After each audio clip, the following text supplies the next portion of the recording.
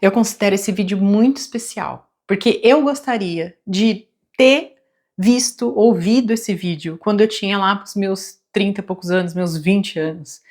Até os meus 15 anos, acho que eu conseguiria ter feito alguma coisa. Hoje não, hoje, na verdade, assim, tudo que eu vou falar aqui pra vocês agora eu faço, mas se eu tivesse começado antes, tudo teria feito mais sentido, sabe? Mas cada um tem a sua jornada, né? Mas eu vou falar pra vocês agora 5 arrependimentos que eu tenho na minha vida e que se você ainda não fez, você pode fazer e você pode mudar as coisas a partir de agora e você vai ver que você vai ter uns estalos, assim. E aí, Jubilee, tudo bem com vocês? Como é que vocês estão? Quem ainda não me conhece, eu sou Daiane Moura. Vou deixar meu Instagram aqui se vocês quiserem me seguir. E aí, vamos lá para 5 coisas que eu me arrependo e que realmente mudaram a minha vida depois que eu conheci. A primeira coisa que faz todo sentido para mim hoje, e que se você ainda não sabe nada disso, você tem que ir atrás correndo, é filosofia. Eu tive filosofia no colégio não, como é que chama? Hoje eu não sei mais como é que chama, mas é depois que você completava a 8ª série, você ia pro colegial, né? Eu tive no colegial, no primeiro, segundo e terceiro ano. Eu ligava, não ligava pra nada. Não ligava, não queria saber. Eu não queria não queria saber de onde tinha vindo, pra onde ia, sabe? Eu só queria falar assim, deixa eu fazer, passar, tirar nota, fazer a prova e vazar daqui, sabe? E fazer uma graduação. E aí tem muito a ver também, assim, com ter dinheiro, sabe? Com sair de uma pobreza, né? De um lugar que, assim, ninguém na minha família tinha faculdade. Então, é uma coisa muito mais de, o que eu preciso fazer para ter um trabalho melhor? Então, é terminar o colegial, sabe? Deixa eu terminar o colegial, deixa eu assinar aqui. É isso. Só que eu me arrependo, porque eu tive um professor de filosofia que eu lembro hoje, analisando a minha vida, que ele era muito bom. E ele saía pela sala recitando Sócrates, né, com o dedo aqui, assim, e falando vários assuntos filosóficos que na época, eu não sei, eu acho que eu tava meio tapada, assim, eu tava em Nárnia. E aí eu nem prestava direito atenção, sabe? E quando prestava, eu só queria saber, assim, qual é a resposta que você quer na prova, sabe? E não era sobre isso. Era sobre um monte de questões, um monte de gente que veio antes da gente, que já pensou em um monte de coisa, né? E que traz coisas que abre a nossa visão para o mundo que a gente vê hoje e para o jeito que a gente vê o mundo hoje. Às vezes a gente sofre, você já ouviu falar assim? Você sofre por falta de conhecimento? É isso, às vezes a gente sofre por falta de conhecimento, sabe? Por falta de ter outro modo de pensar. E essas pessoas, elas vieram antes, já pensaram de todas as maneiras. Aí você pergunta, mas quando que você percebeu isso, né? Quando que você teve o seu estalo? Menina, quando eu conheci o Zé, você acredita? E faz o quê? Faz 10 anos, né, que a gente tá junto. E quando eu conheci o Zé, ele falou assim, você já assistiu Café Filosófico na Cultura?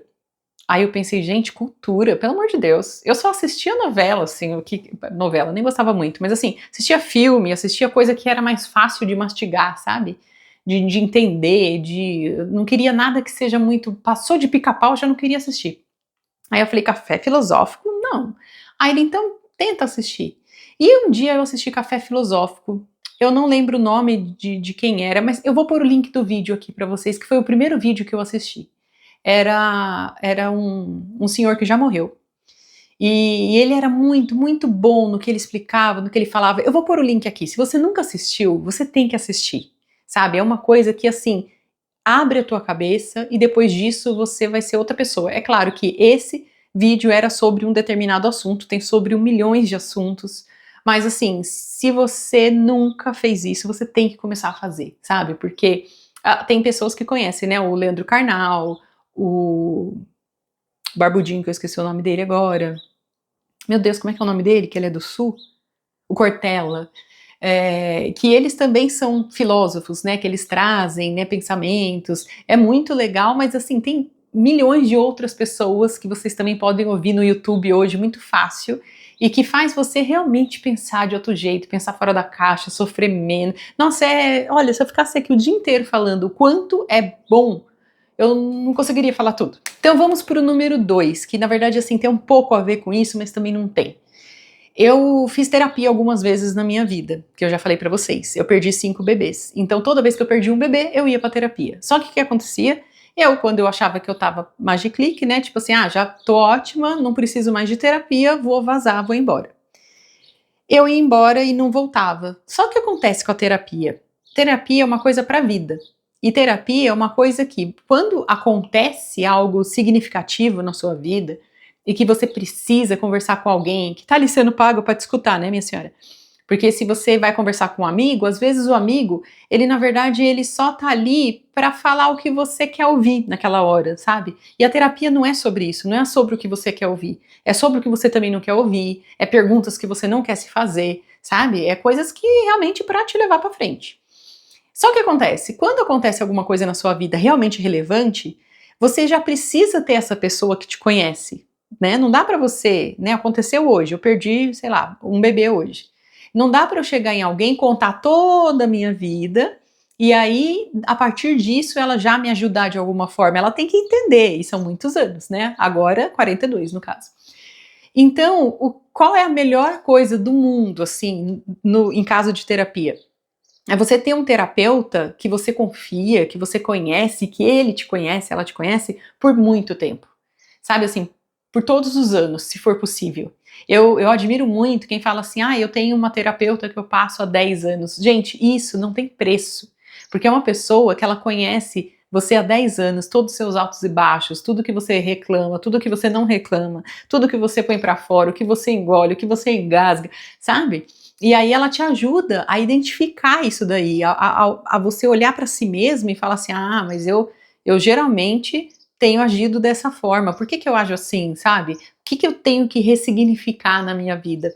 Isso é uma palavra muito boa. Hoje eu vi uma frase de manhã, que eu não vou saber ela exatamente, mas estava escrito mais ou menos assim, as coisas, as dores, né, cura, na verdade era isso, cura. Cura é uma palavra, quando a gente fala assim, eu fui curada de alguma coisa. Não é que a ferida não existe mais.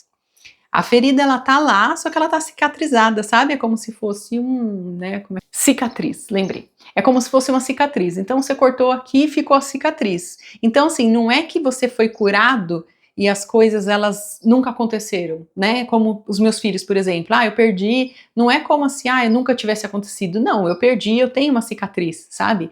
A questão é que eu ressignifiquei as coisas e isso não me dói mais. Eu falo sobre isso, né? E isso não tem assim, não tá latente, não é uma coisa ativa na minha vida que dói.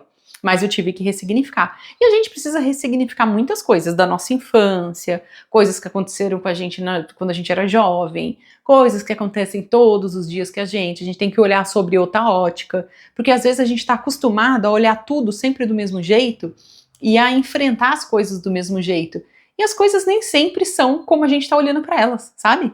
Então é sobre isso. Eu acho que agora eu tô com uma terapeuta que eu tô amando fazer terapia com ela. Faz alguns meses já, mas assim, se der tudo certo, eu quero levar ela pra minha vida, porque é uma pessoa que já tá me conhecendo, né? São meses de convivência, de conversa, e eu confio nela, então assim, a melhor coisa. Arrependimento número 3, que eu fiz muito também, e hoje em dia eu não faço mais, mas eu acho que isso daí a gente só aprende depois de velho. Eu nunca vi um negócio desse. Mas é o seguinte, é se anular para você atender expectativas de outras pessoas sobre você. Já fez isso? Quem nunca, né, minha senhora? Quem nunca? E aí você faz pro pai e pra mãe primeiro, né, que é quando você é pequeno. Aí depois você começa a fazer pros vizinhos, você começa a fazer pros avós, você faz para todo mundo. Você se anula as coisas que você quer, se anula. E aí eu não tô falando de tipo assim, eu gostaria, sei lá, de assaltar um banco, mas não assalto porque para a expectativa da sociedade, não é isso, não é coisa feia, não é coisa que é fora da lei, não é nada disso. É se anular nas pequenas coisas. Vou te contar uma coisa, por exemplo. Eu, no começo, logo quando eu cortei meu cabelo curtinho desse jeito, eu tinha vergonha. É uma vergonha de aparecer para uma pessoa que às vezes é da minha família, às vezes é um vizinho, às vezes, sei lá, quem quer que seja, que julga um tipo de cabelo desse, que acha que tipo assim, isso é cabelo de homem, cortou curtinho, sabe? E aí eu me anulo por causa da outra pessoa, da expectativa que ela tem sobre mim. Gente, isso é uma coisa de louco, assim, total. Nunca façam isso, nunca. Seja você, sabe? Obviamente, ande dentro da lei, né? Ande dentro do que você acha que é ético, do que você acha que é correto, mas não se anule. Você, é um ser único, você tem que chegar lá nos seus 80 anos pensando assim, eu fiz o que eu quis, na minha vida, o que eu achei que era certo, o que eu achei que no momento era propício, sabe? E não o que o vizinho queria, o que o fulano queria, o que o ciclano queria, porque eles não estão nem aí pra você, essa é a verdade. Eles não estão nem aí pra você, e aí você fica lá agradando todo mundo, e na hora do pega pra capar, na hora do vamos ver, ninguém bate na sua porta falando assim, ai fulano, olha, já que você não cortou o cabelo porque eu não gosto de cabelo curto, olha, eu tô aqui, vou pagar esse boleto seu. Ninguém vem. Então, filha, se agrade, em primeiro lugar. A quarta coisa que eu realmente me arrependo muito na minha vida é de não ter feito mais amigos. Eu não sei onde eu estava com a cabeça. Eu tenho alguns amigos de longa data, sabe, que eu fiz. Eu tenho uma amiga da terceira série que eu fiz lá e que eu trago ela até hoje. Eu tenho amigos de 20 anos que trabalhavam comigo, eu tenho amigos de 15 anos que trabalhavam comigo. Agora, por exemplo, eu sou muito invejosa de pessoas que falam assim, eu tenho uns amigos do colégio, que é um grupo de amigos que a gente se vê todo ano e tal. Gente, eu não lembro de uma pessoa do meu colégio. Vocês acreditam? Eu tava tão alucinada, aquele negócio que eu falei pra vocês lá no primeiro item, eu tava tão alucinada por terminar, sabe, por, tipo, concluir o curso, por ir pra faculdade, por, sei lá, casar, porque na época eu casei com 16 anos. Então eu tava tão pensando nessas coisas que eu chegava em cima da hora, não conversava com ninguém. E eu sentava lá na última cadeira, sabe, tipo assim, só fazia meus negócios e saía correndo pra não ter que falar com ninguém. E olha que eu sou uma pessoa mega comunicativa. Né? Tipo assim, o meu sonho hoje, toda vez que eu chego num lugar, é falar assim, deixa eu falar com todo mundo aqui porque eu gosto. Agora, eu não sei o que aconteceu comigo na época do colegial e na época da faculdade, que eu fui igual, e que eu não fiz amigos. Eu não conheci pessoas, e quem eu fiz, eu conheci uma menina na época da faculdade, duas, aliás, que era mais próxima, que estava ali comigo, e eu não levei pra vida. Eu nem sei onde elas estão hoje. Não tem Instagram, não lembro nem o nome direito. Você acredita? Então eu me arrependo, assim, eu acho que tem fases da nossa vida que elas são muito importantes, sabe? A faculdade é uma fase muito importante. Às vezes você passa 4 anos ali com uma pessoa, você convive, ela conhece tudo sobre você tudo sobre ela, e não sei o quê. E são pessoas que você se dão bem. Aí depois do nada, do neida, a pessoa evapora e você evapora e pronto. E aí, já era.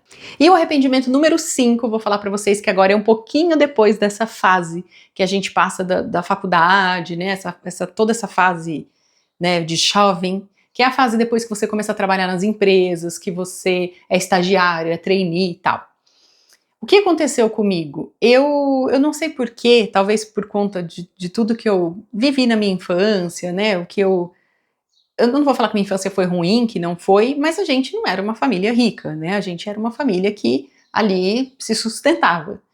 E quando você vai para o mercado de trabalho, que você vê pessoas, né, que têm mais dinheiro, né, e eu fui trabalhar numa empresa, uma das primeiras empresas que eu trabalhei, aliás, a primeira empresa que eu trabalhei era uma empresa muito pequenininha, que a minha chefa, já contei isso aqui em algum vídeo, ela era uma advogada.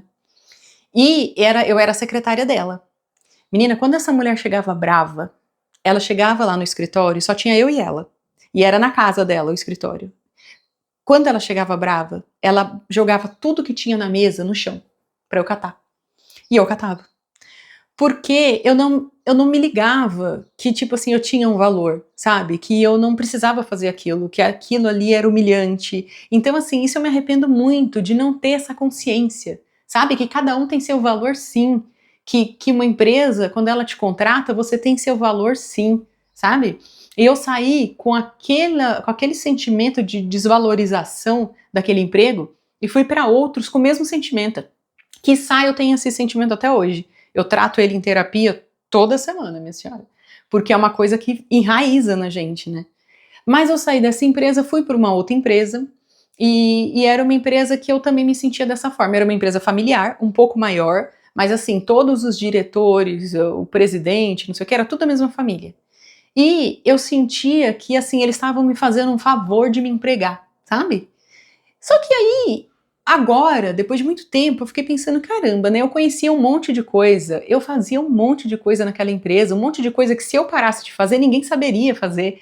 E na época eu não conseguia pensar sobre isso. Eu achava assim, se eu não ver amanhã, eles chamam qualquer um na rua e faz o que eu faço. Não fazia. Então a gente tem que parar e observar as nossas atitudes, as nossas ações, o nosso valor com uma ótica mais fofinha pro nosso lado, sabe? Porque às vezes as pessoas põem a gente num lugar, como aquela advogada que jogava tudo pra eu pegar no chão, e a gente fica nesse lugar que a pessoa pôs. Eu poderia até ter pego, sabe, a primeira vez que ela fez, mas eu devia imediatamente ter pensado e falado assim, isso é um lugar pra mim? Sabe, o que eu ganho aqui? Eu ganhava R$300 na época.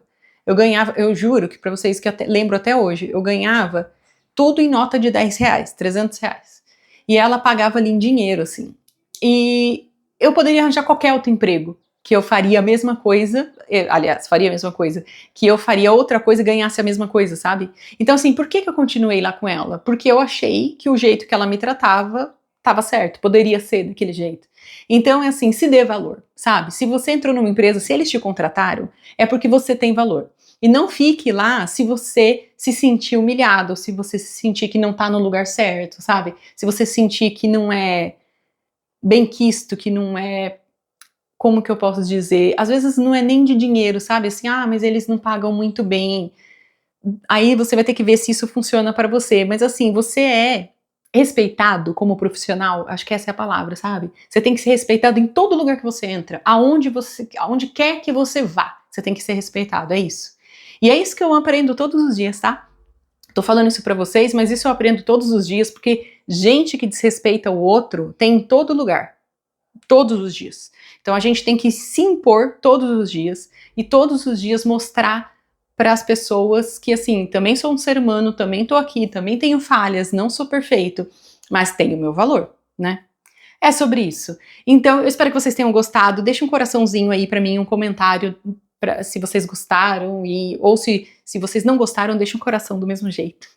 Dá um like no meu vídeo, compartilha com quem você achar que precisa ouvir isso, sabe? Que às vezes a gente precisa de um chacoalhão, assim, às vezes quando a gente é mais nova, às vezes quando a gente é jovem, aos 20, a gente precisa desse chacoalhão, jovem aos 30, jovem aos 40, jovem aos 50, aos 60, aos 70, sabe? A gente precisa desse chacoalhão, às vezes em vários momentos da nossa vida, porque a gente às vezes esquece, né, do nosso valor.